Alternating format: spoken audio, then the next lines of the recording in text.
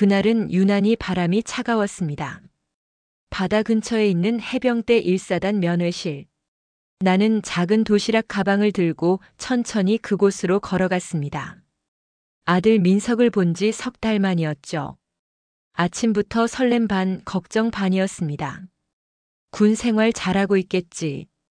그래도 내 아들이니까 씩씩하게 버티고 있겠지. 그렇게 스스로를 다독이며 면회실 문을 열었습니다. 그런데 내 앞에 선 아들의 얼굴은 기억 속의 민석이 아니었습니다. 햇빛이 비치는데도 얼굴이 잿빛이더군요. 엄마 잘 왔어요. 평소처럼 활기찬 웃음 대신 어색한 미소만 남았습니다. 그 순간 내 직감이 말했습니다. 뭔가 잘못됐다.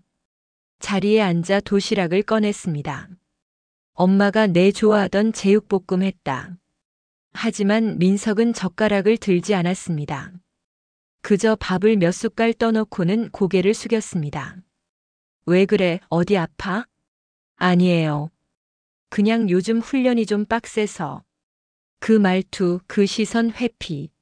나는 그게 거짓이라는 걸 한눈에 알아차렸습니다. 아들의 손등에는 멍이 선명했습니다.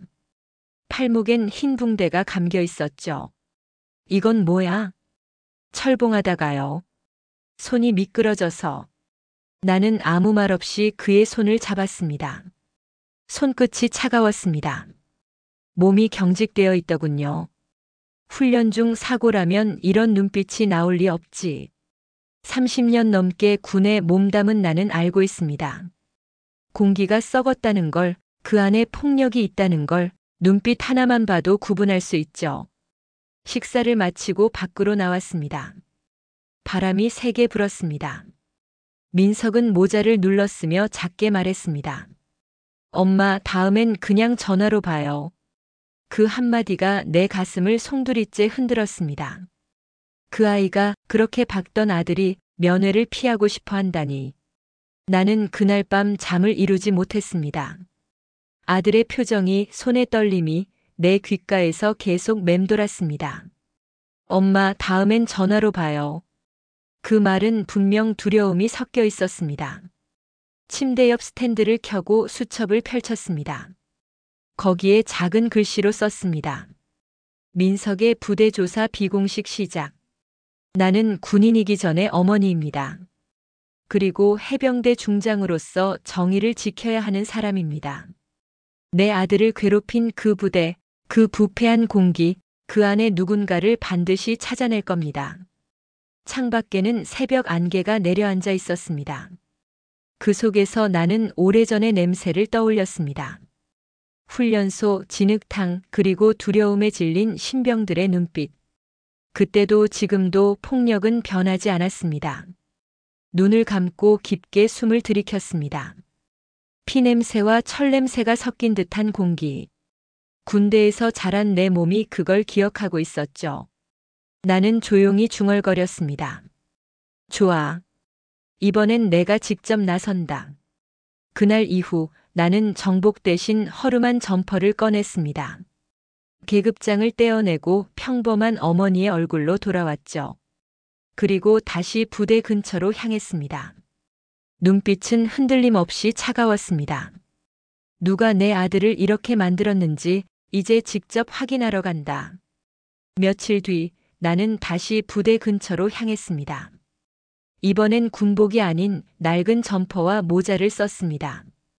아무도 내가 해병대 중장이라는 걸 알아보지 못하도록. 부대 정문 근처 조그만 식당에 자리를 잡았습니다. 그곳은 군인들이 자주 들르는 단골집이었죠. 저녁 시간이 되자 군복 차림의 병사들이 하나둘 들어왔습니다. 그들 사이에서 들려오는 대화들.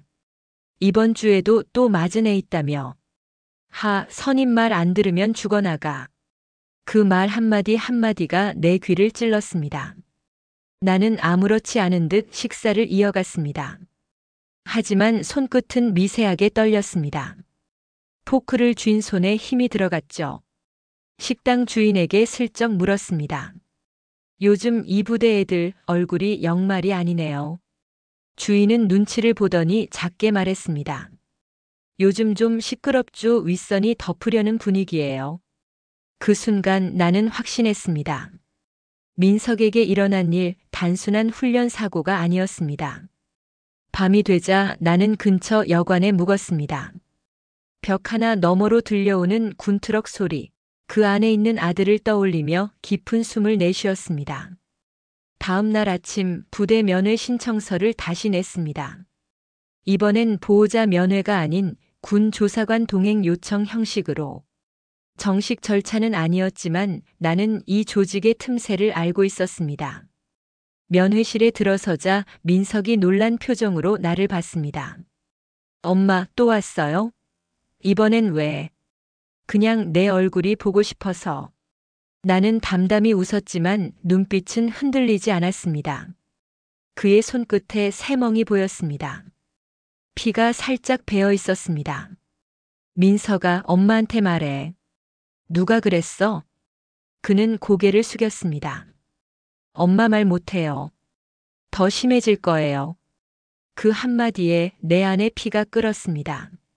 더 심해진다니? 이미 어디까지 내려간 거야? 나는 조용히 그의 손을 쥐었습니다. 엄마는 그냥 엄마가 아니야. 기억하지? 그는 놀란 눈으로 나를 보았습니다. 엄마 설마. 그래. 이제 엄마가 해결할 거야. 그날 밤 나는 부대 주변을 돌며 기록을 남겼습니다. 폐쇄회로 카메라 위치, 근무자 교대 시간, 출입 차량. 모든 걸 수첩에 적었습니다. 군 생활 30년의 감각이 다시 살아나기 시작했죠. 식당 앞에서 담배를 피우던 병사 하나를 불러 세웠습니다. 이봐, 혹시 이중대 소속이지? 그는 놀란 듯 고개를 끄덕였습니다. 요즘 분위기 안 좋아 보이던데? 예, 상병 하나가 좀 심해서요. 다들 숨죽이고 있어요. 상병 이름이 뭐지? 하상병이요. 그 이름. 수첩에 또렷하게 적었습니다. 그리고 그 옆에 짧은 한 줄. 가해자 핵심. 내부 은폐 확인 필요.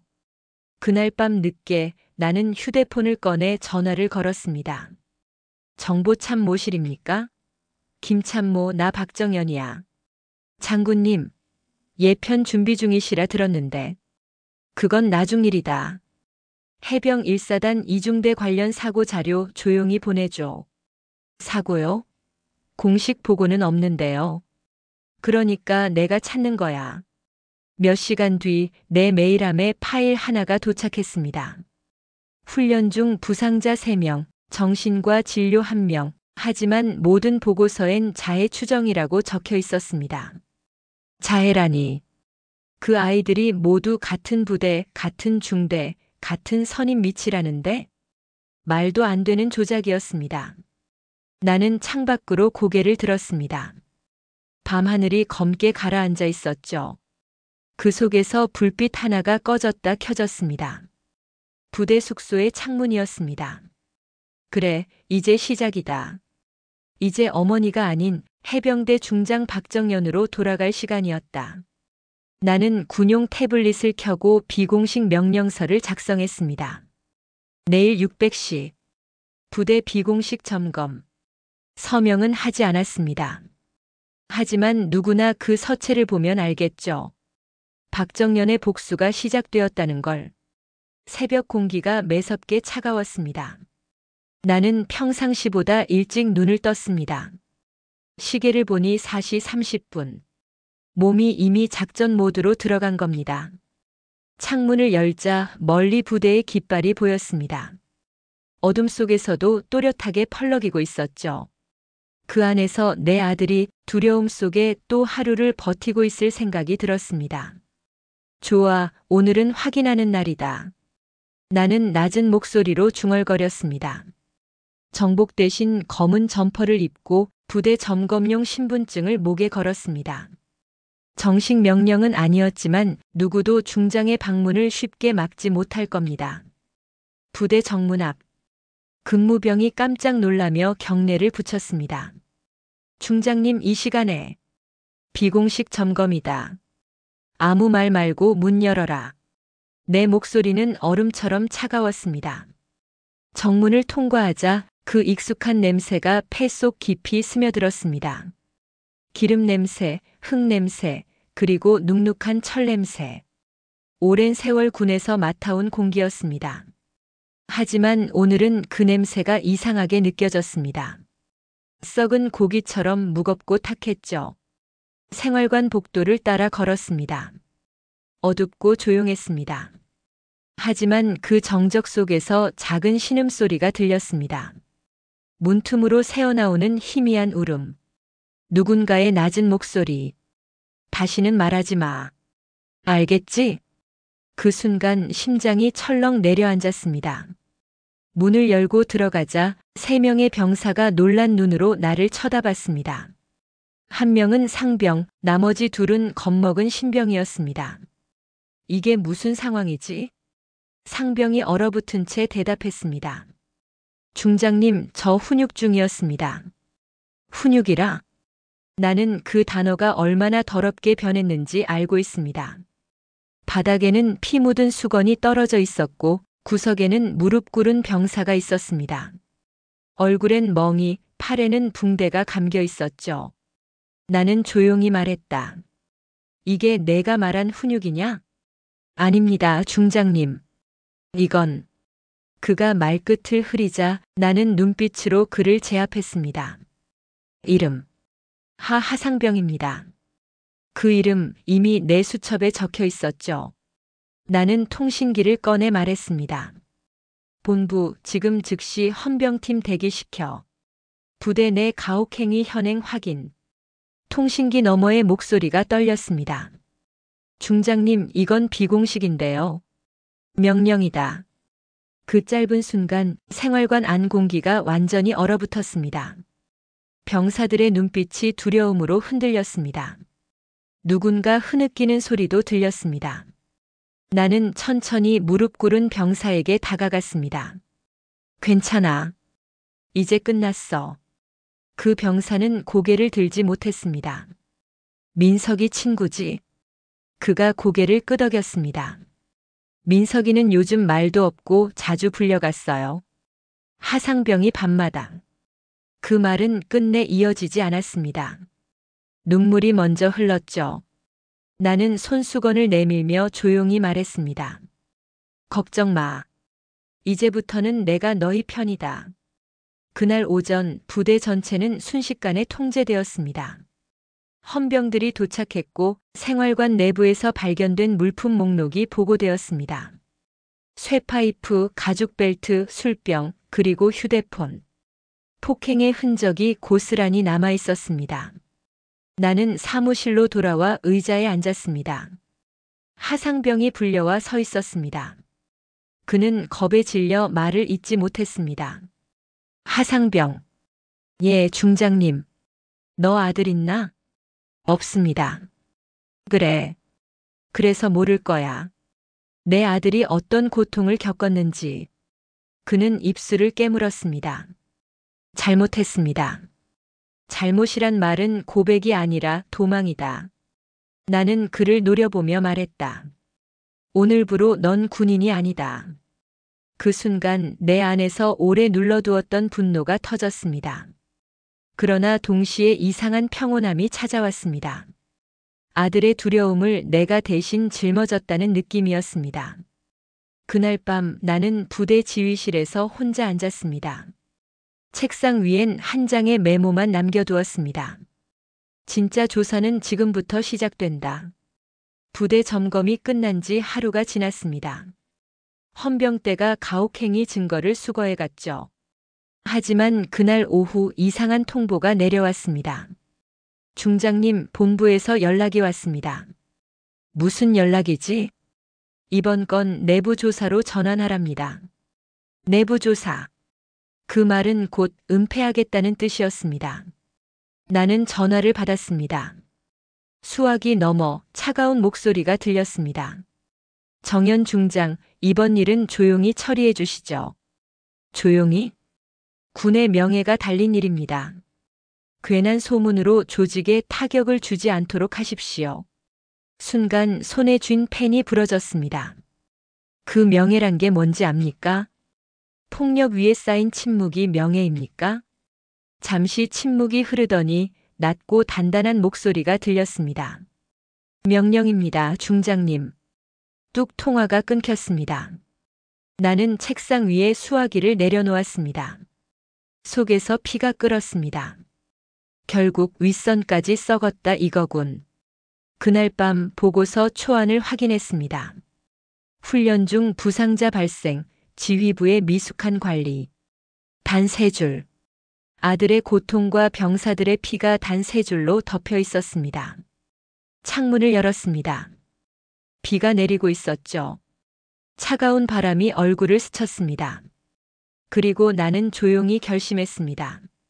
좋아. 그들이 침묵으로 덮는다면 나는 진실로 무너뜨리겠다. 다음 날 새벽 나는 본부 비밀 회의실로 들어갔습니다. 보안 담당 장교들이 놀란 눈으로 일어섰습니다. 중장님, 통보 없이 오시면 곤란합니다. 지금부터는 내가 규칙이다. 회의실에는 4명의 장성들이 앉아 있었습니다. 그 중에는 내 오랜 동기였던 한태준 대장도 있었습니다. 정연, 이번 건 그만 덮자. 그 부대는 특수 임무 중이었다. 언론에 알려지면 곤란해진다. 태준, 그 부대에서 내 아들이 맞았다. 그게 내가 지키고 싶은 군의 명예냐? 그는 한숨을 쉬었습니다. 내가 감정적으로 굴면 오히려 더 다친다. 감정?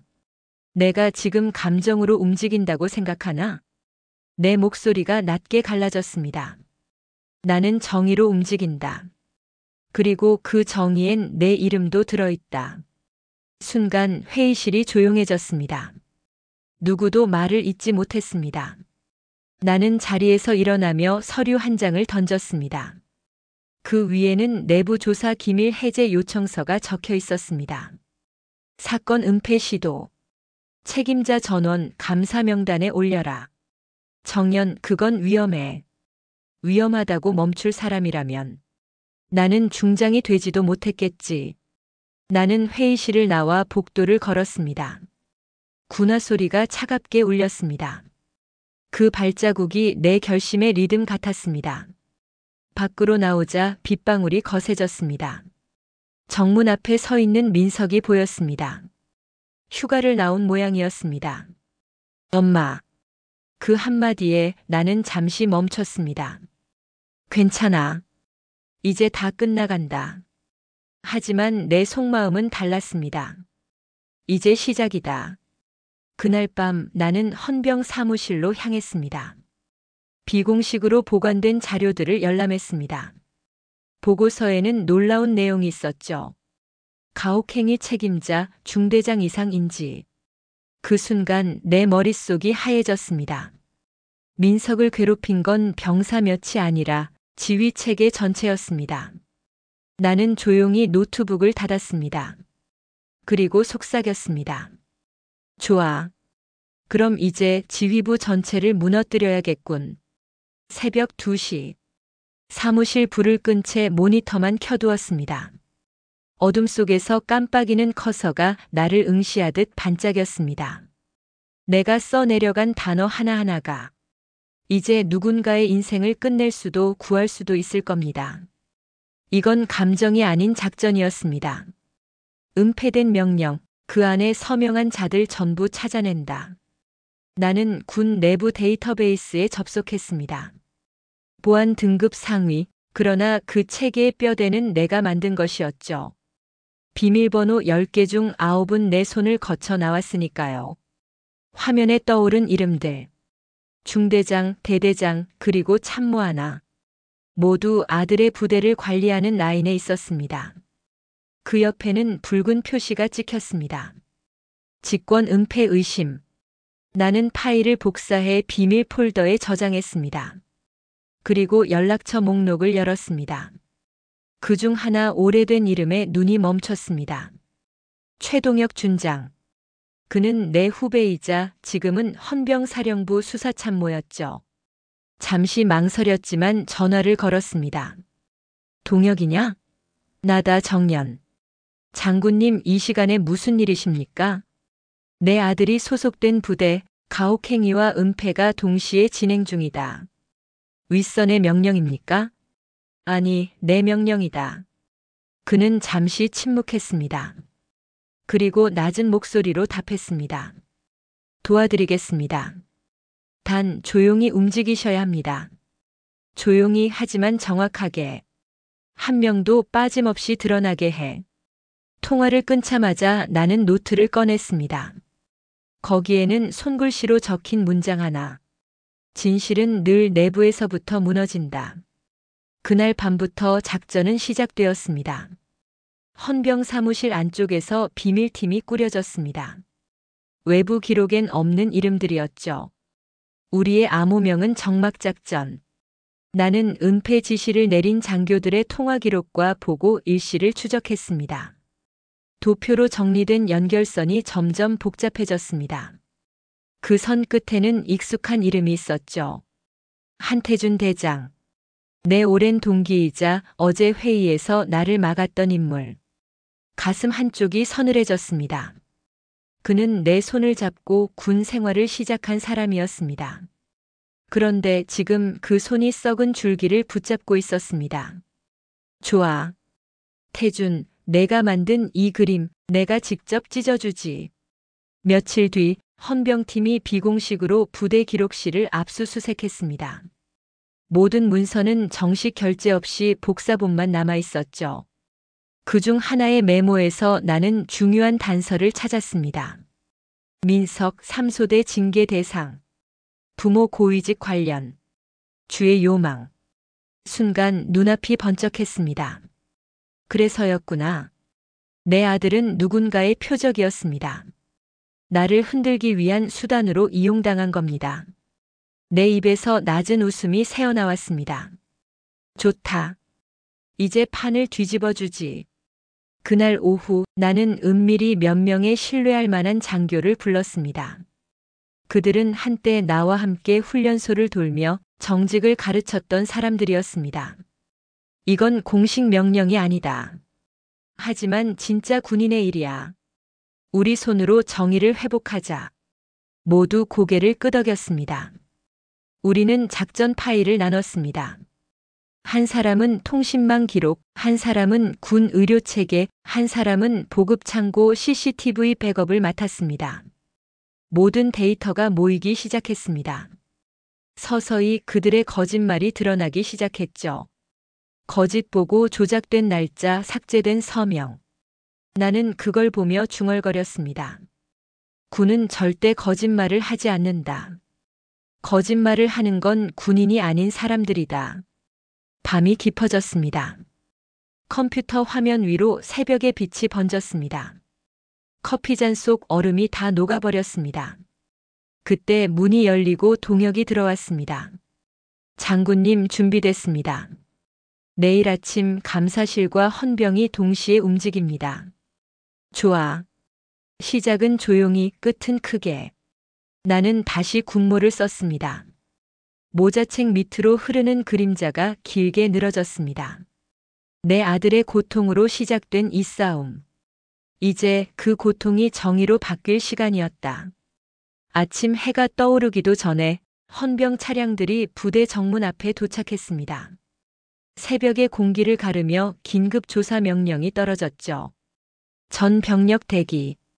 출입 통제한다. 정문을 지키던 헌병의 목소리가 단호했습니다.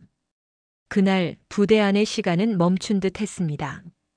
나는 차량 안에서 상황을 지켜봤습니다. 손에는 기밀 해제 보고서 사본이 들려 있었죠. 그 안에는 이름이 빼곡했습니다. 하상병, 중대장, 대대장, 그리고 마지막 줄에 한태준 대장. 이제 끝이다. 나는 짧게 숨을 내쉬었습니다. 조사관들이 각 건물로 들어가며 자료를 확보했습니다. 기록실, 생활관, 의무실, 통신실. 모든 곳에서 숨겨진 보고서들이 쏟아져 나왔죠. 그중 하나, 붉은 도장이 찍힌 봉투가 발견되었습니다. 긴급 기밀. 상신 금지. 나는 봉투를 열었습니다. 그 안에는 한 장의 메모가 들어 있었습니다. 민석 사건 군사기밀 2급. 상부 승인 완료. 순간 눈앞이 하얘졌습니다. 내 아들의 고통이 기밀로 분류돼 있었다. 폭력이 아니라 국가 비밀로. 숨이 막혔습니다. 이걸로 덮겠다는 거냐? 끝까지? 그때였습니다. 통신기에 긴급 보고가 들어왔습니다. 중장님, 본부 쪽에서 수색 중단 명령이 내려왔습니다. 뭐? 대장 직속 명령입니다. 작전 일시 정지하랍니다. 나는 잠시 말을 잃었습니다. 머릿속이 복잡하게 돌아갔습니다. 태준이 직접 움직였다는 뜻이었죠. 잠시 후 그가 나타났습니다. 정문 앞에서 검은 제복 차림으로. 정연 멈춰. 태준, 내가 직접 나올 줄은 몰랐다. 이건 너 하나의 싸움이 아니야. 군 전체가 흔들린다고. 흔들리게 만든 건 너야. 나는 그의 눈을 똑바로 바라봤습니다. 폭력을 묵인하고 진실을 숨긴 내가. 그는 한 걸음 다가와 낮은 목소리로 말했다. 정연, 내 아들은 명령 위반을 했다. 뭐라고? 보고를 무시하고 상관에게 대들었지. 그게 사건의 시작이었어. 그 말이 내 귀를 찔렀습니다. 하지만 곧 알았습니다. 그건 진실이 아니라 진실을 감추기 위한 또 다른 거짓말이라는 걸. 나는 서류를 그 앞에 던졌습니다. 이게 내가 말하는 명예의 실체냐? 병사들의 피가 내 출세의 기름이었군. 그는 아무 말도 하지 않았습니다. 대신 조용히 고개를 숙였습니다. 그 순간 내 안의 분노가 더 이상 눌러지지 않았습니다. 좋아. 그럼 이 싸움 끝까지 가보자. 나는 휴대용 녹음기를 꺼내 켰습니다. 지금부터 대장 한태준의 발언은 모두 공식 조사에 포함된다. 그의 얼굴이 굳었습니다. 정연, 너 지금 무슨 짓을 하는 거야? 정의의 절차를 밟는 중이지. 그때 헌병대장이 뛰어왔습니다. 중장님, 보고서가 완성됐습니다. 기밀해제 절차 승인 완료. 나는 봉투를 받았습니다. 붉은 글씨로 적힌 제목. 군 내부 가혹행위 및 은폐 사건 최종 보고서. 그 종이를 펼치자 민석의 이름이 첫 줄에 적혀 있었습니다. 그리고 마지막 줄엔 내 이름. 박정연 중장 내부조사 주도자. 모든 게 연결되었습니다. 이제 이 보고서 한 장이면 그들의 거짓은 끝이었습니다. 그러나 그 순간 건물 안에서 폭발음이 들렸습니다. 조사실 한쪽이 불길에 휩싸였습니다. 누군가 자료를 없앤 겁니다. 기록실이 불타고 있습니다. 나는 달려갔습니다. 뜨거운 연기 속에서 붉은 봉투들이 하나둘씩 타들어가고 있었습니다. 안 돼. 나는 맨손으로 불길 속에서 서류를 끌어냈습니다. 손등이 데었지만 아프지 않았습니다. 단 한 장이라도 진실을 남겨야 했으니까요. 밖으로 나오자 동혁이 달려왔습니다. 장군님 괜찮으십니까? 괜찮다. 보고서는 단 한 장만 남았다. 그 한 장의 종이가 바람에 휘날렸습니다. 붉은 글씨가 쓰러져가는 걸 보며 나는 속삭였습니다. 진실은 불타도 흔적은 남는다. 불길은 순식간에 번졌습니다. 기록실 벽면을 타고 붉은 불꽃이 덮쳐왔죠. 서류가 날개처럼 타오르며 공중을 흩날렸습니다. 한 장, 두 장 군의 진실이 재로 변해갔습니다. 진화 장비, 물 가져와. 동혁이 외쳤지만 이미 늦었습니다. 스프링클러가 작동했지만 불길은 잠시뿐 화약 냄새와 함께 또 한 번 폭발음이 터졌습니다. 나는 본능적으로 몸을 숙였습니다. 뜨거운 공기가 얼굴을 스쳤고 손등의 상처가 다시 터졌습니다. 그러나 그 불길 속에서 한 장의 붉은 봉투가 눈에 들어왔습니다. 책상 아래 타지 않고 남아있던 단 하나의 봉투. 나는 달려가 손을 뻗었습니다. 장군님 위험합니다. 동혁의 목소리가 들렸지만 멈출 수 없었습니다. 손끝이 봉투를 잡는 순간 불길이 치솟았습니다. 뜨거운 열기가 살갗을 태웠습니다. 으악! 비명 대신 이를 악물었습니다. 눈앞이 하얗게 번졌습니다. 그럼에도 손을 놓지 않았습니다. 봉투를 품에 안고 밖으로 뛰쳐나왔습니다. 그제야 소방병들이 달려와 진화 작업을 시작했습니다. 검은 연기가 하늘로 솟구쳤습니다. 나는 무릎을 꿇었습니다.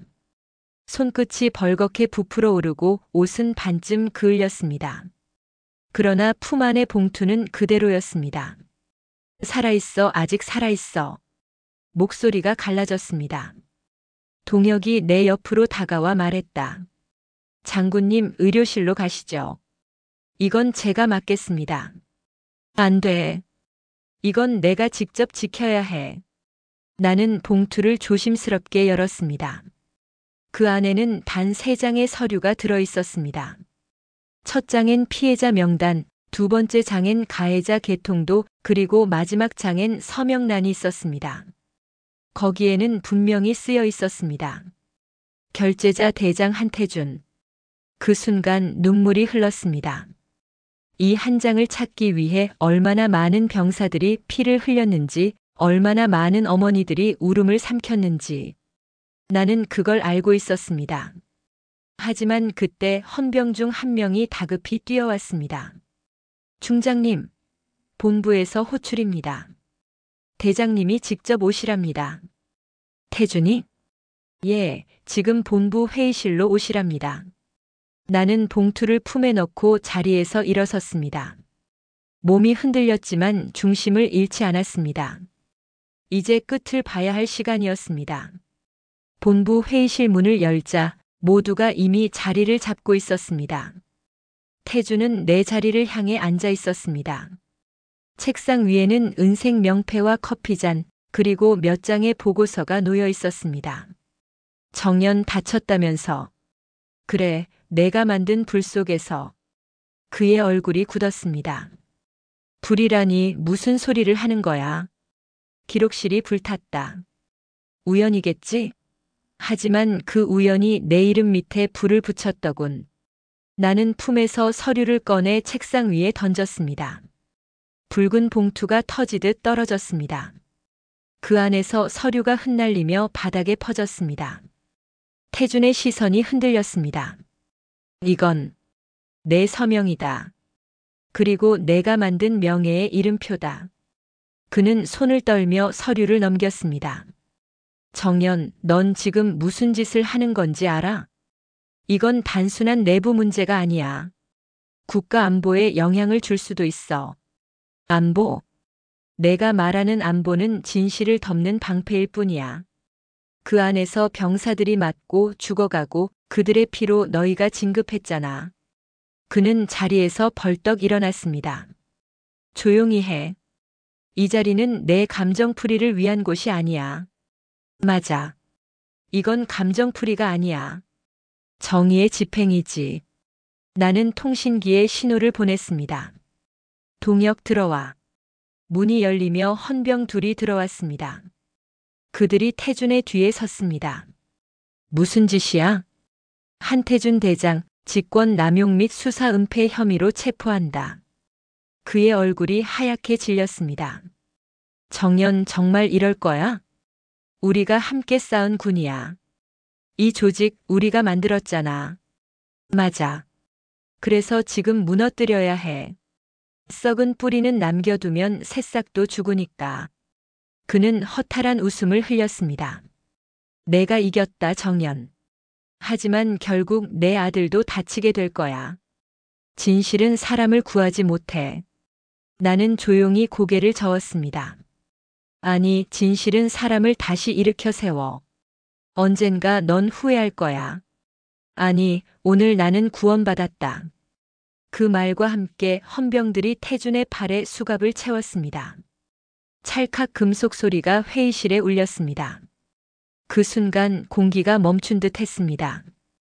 태준이 끌려나가며 마지막으로 나를 보았습니다. 그 눈빛엔 분노도 미련도 없었습니다. 오직 패배를 인정한 허무함만이 남아 있었습니다. 회의실 밖으로 나가자 창밖에 하늘이 서서히 밝아오고 있었습니다. 긴 밤이 끝나고 새로운 아침이 오고 있었습니다. 나는 창문을 열었습니다. 멀리서 해병대 깃발이 바람에 펄럭였습니다. 그 아래로 훈련 중인 병사들의 구령 소리가 들렸습니다. 그 소리는 이상할 만큼 또렷했습니다. 충성. 그 한마디가 내 가슴을 울렸습니다. 동혁이 조용히 다가와 물었습니다. 이제 끝난 겁니까?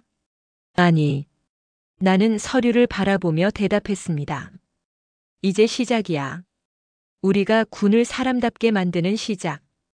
그 순간 전화벨이 울렸습니다. 의무대에서 온 연락이었습니다. 장군님, 민석이 의식을 되찾았습니다. 나는 아무 말도 하지 못했습니다. 손끝이 떨렸습니다. 정말입니까?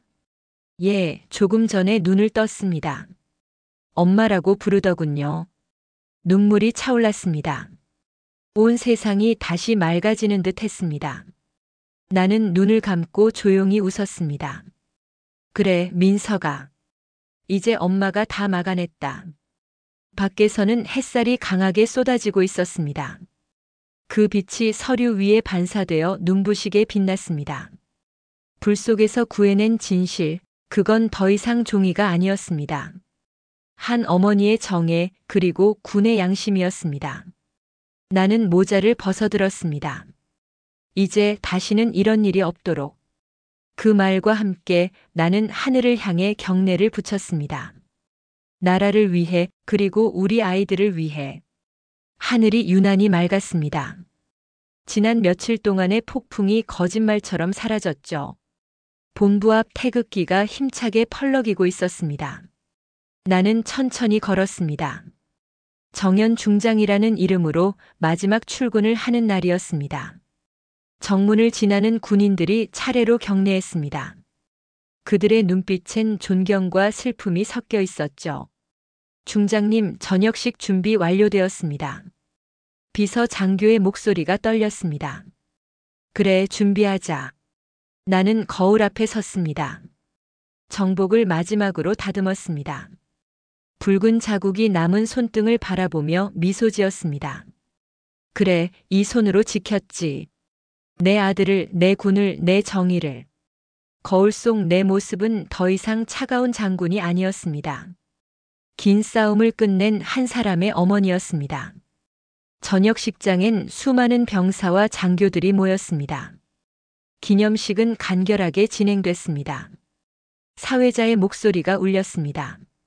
박정현 중장님은 해병대 최초 여성 장군으로서 30년간 군의 정의를 지켜왔습니다. 사람들은 박수를 쳤습니다. 하지만 내 귀엔 박수 소리보다 머릿속 어딘가에서 들려오는 민석아라는 목소리만 맴돌았습니다. 나는 단상에 올랐습니다. 조명이 쏟아졌지만 눈은 아들 쪽을 향했습니다. 민석은 휠체어에 앉아 있었지만 눈빛은 살아 있었습니다. 그 눈빛 하나만으로도 모든 고통이 사라지는 듯 했습니다. 오늘 저는 이 군복을 벗습니다. 마이크 앞에 선 순간 내 목소리가 생각보다 단단했습니다. 군인은 명예로 살고 어머니는 사랑으로 삽니다. 저는 그 두 가지를 모두 잃었다고 생각했지만 이제 알았습니다.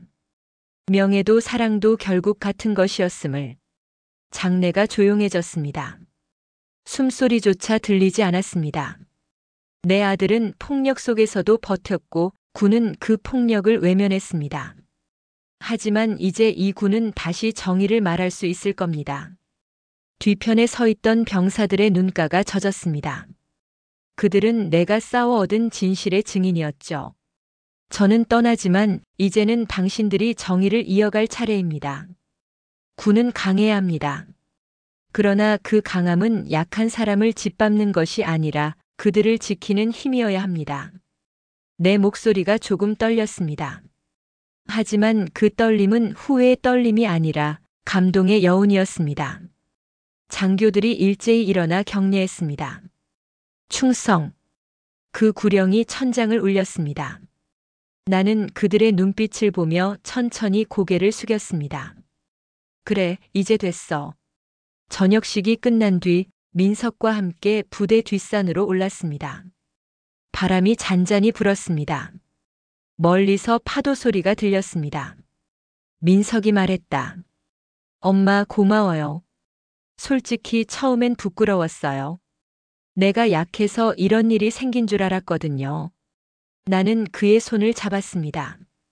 약한 게 아니다라 민석아. 너는 맞섰다. 그 어떤 군인보다 용감하게. 그가 고개를 들었습니다. 햇살이 얼굴에 닿았습니다. 그 눈빛 속엔 두려움 대신 평온이 있었습니다.